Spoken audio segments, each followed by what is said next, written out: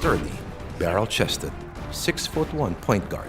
Big J's compact frame may not have been the prototypical basketball body, but he used it to great effect against the lanky but skinny players of the 70s and 80s.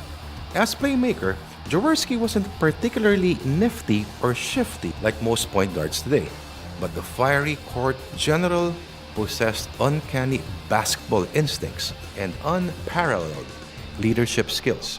I would say Big J was the type of guy who will always want to go with the flow. And with this kind of leadership, with this kind of spirit and attitude, siguro tugma sa kanya yung run and gun style. Someone who will not wait for the defense to set up, but someone who will just continue to attack using a very breakneck type of pace. Ganun si Jaworski. Pag makakuha ng bola, rat-rat ka agad eh. Sure pass to Dynamite. Back again to the Big J. Yun ang Filipino style of play. Parang Crispa nga at saka Toyota. Yung walang roll player. Basta sila, meron silang play. Sa dalawa, bahala na player sa loob. Big J's storied career started when he played college basketball for the UE Red Warriors under the legendary coach Baby Dalupan. Back then, his incredible court leadership and talent already showed potential, as he helped the Red Warriors to back-to-back UAAP championships in 1966 and 67. He eventually joined the Mika, the PBA's forerunner, starting out as a member of the Eco Painters before transferring to Meralco in 1968. Jaworski was named MVP of the Mika from 1971 to 74. But as good as he was on the court, a Big J can be a bit too passionate when it comes to the sport.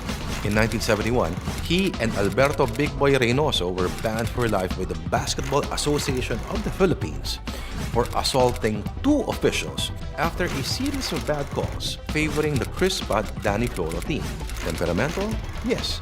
For most Ginebra fans, this brand of temper is actually part of the Big J's legend. Ang nakikita kasi ng tao kay Jaworski, yung parang balanse lang. Para ko sinabing balanse. Una, masayang-masaya siya kapag nananalo sila. Pero siya pa ang unang pupunta dun sa kalaban para sabihin na, uy pare, ano pa rin tayo, magkaibigan pa rin tayo. Pero pag mainit yung ulo niya, mainit talaga yung ulo niya. Mananapak, babalya, ganyan. No? Pero pag nahimasmasan, magsasorry. So na-associate ng mga tao yung kanilang sarili kay Jaworski na ito hindi nahihiya na ipakita kung sino yung tunay na siya. Luckily, the Big J was reinstated in 1973. After the disbandment of Meralco, he then joined the Toyota franchise. It was with the Corollas that Jaworski became the first point guard to achieve 1,000 offensive rebounds and 2,000 defensive rebounds. He also received his lone MVP award in 1978, averaging a near triple-double for the whole season, 20 points, 12 assists, and 9 rebounds per game. Big J would then lead Toyota to 4 more championships before the franchise disbanded in '83. A fruitful career under the Toyota franchise would have been a perfect swan song for any professional player at that time, but the Big J just wasn't done yet. Things were just about to get more interesting when he transferred to the Gilby's Gin Tonics in 1984. But this time, he took a much bigger role as the first Filipino to become a playing coach. Jeffrey Moore asks for the ball. Ituri misses from 15. Terrific struggle for the rebound between Sonny Jaworski and Jeffrey Moore. Sonny Jaworski still on the floor. On October 22, 1985, Jaworski cemented his legend by ushering the birth of Ginebra's Never Say Die spirit.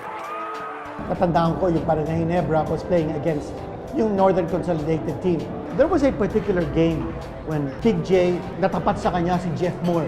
Duguan si Jaworski, he was elbowed, he had to be rushed to the hospital. But Jaworski didn't quit. Jaworski bleeding from the mouth. And there's Dr. Ben Salute taking a good look at that cut on the kisser of Sonny Jaworski. Mabuti na lang yung nangyari kay Jaworski was very early in the game. So nakahabol pa siya from the hospital, went straight back into the game. You know, that's the kind of spirit, the attitude that fans love in a player. They never quit. Here is the Big J with a baseline drive. The Gin Kings went on to win the game, 99-96, with an all-stitched-up Jaworski coaching and playing at the same time.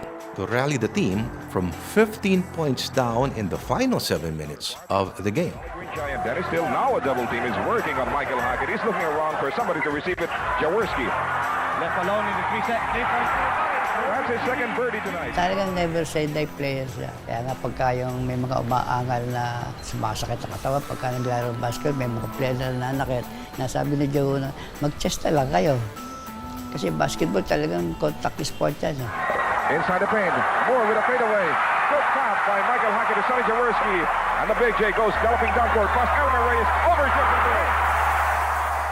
And in 1986, the Gin Kings finally reached the top, winning their first ever championship at the expense of the Manila Beer team.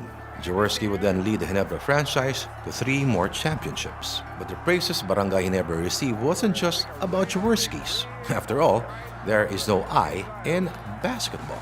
Barangay Ginebra during Jaworski's time had a lot of role players. They had a big guy, Marlo Aquino, nandiyan si Noli Locsin, Dondo Nampalayo, Bal David, Vince Hison. A lot of players came into the woodwork of Barangay Ginebra. But those players, I felt, drew their spirit, no? Drew their motivation from Jaworski. And he transformed all of those players to become idols. Backpick ito ha, backpick ito. Yan. Backpick, okay? Parang patatlo. Wala tayo wala tayo. That's the last night. Gonna be a long pass. Ito. Malayo pa ito. Di na to ni Bal David. Wow! Yes! Bal David! Oh no! Oh no! What a shot! Bal David! That basket! What? Him as a player, very tough, fair, but never afraid of anything. Taught us a lot. Most importantly, how to have the confidence to go up and take the big shots and not be afraid. So that was, in one way, shape, or another, he's affected all of us, even our faith. He prays a lot with us. Jaworski ended his historic career at age 53, making him the oldest professional player in the league. His last official PBA game was in March 1997. But the Big J coached the team until April 1998. Mag-isa ka dyan. Okay? Rolly, mag-isa ka dito. Bibigay ko bola. You understand? Now, Pido, alisto ka. Pagdating mo dito, back. And after a glorious 33-year basketball career, he called it quits and shifted his focus to politics. In 1998, he placed 8th in the senatorial elections. But politics just didn't seem to fit the Big J.